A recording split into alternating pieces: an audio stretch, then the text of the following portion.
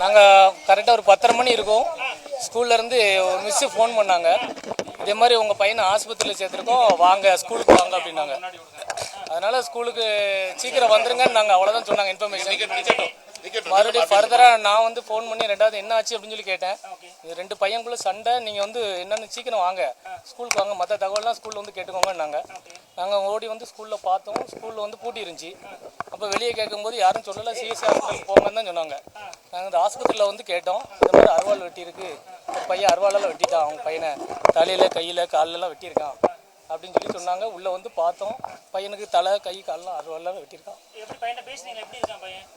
பையனுக்கு வந்து தலையிலையும் கையிலையும் வந்து நல்லா அருவாள் ஆழமாக வெட்டியிருக்கான். அதில் வந்து ஸ்டிச்சிங் மட்டும் லைட்டாக போட்டு வச்சிருக்கு. இன்னும் ஆப்ரேஷன் பண்ணி தான் அது இது பண்ணணுங்கிறாங்க. மோட்டிவ் வந்து ஒன்றும் தெளிவாக சொல்ல மாட்டேங்காங்க. பென்சில் பிரச்சனைன்னு மட்டும் சொல்கிறாங்க.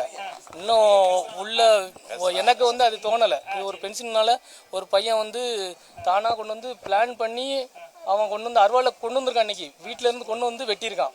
அவன் ஸ்கூல்லேருந்து ஏதாச்சும் ஒரு பொருளை எடுத்து வெட்டினாலும் பரவாயில்ல, வீட்டிலேருந்து கொண்டு வந்து மோட்டிவ் அன்றைக்கி வெட்டணும்னு வெட்டியிருக்கான்.